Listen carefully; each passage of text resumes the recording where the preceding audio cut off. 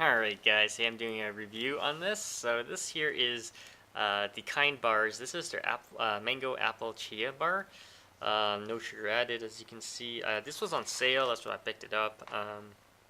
People always ask me for snack ideas, all that usual stuff. So take a look at the ingredient panel, guys. And 21 grams of sugar, of course that's French. This here is the English. So dried mango, dried apple, and chia seeds. Pretty simple, okay? So let's open this up and do a quick taste test.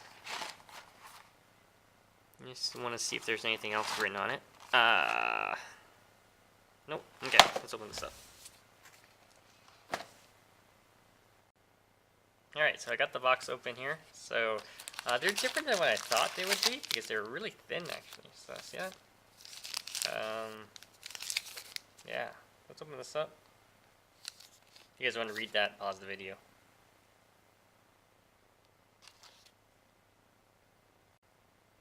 Alright, so that's what the bar looks like. You can see the chia seeds are in there.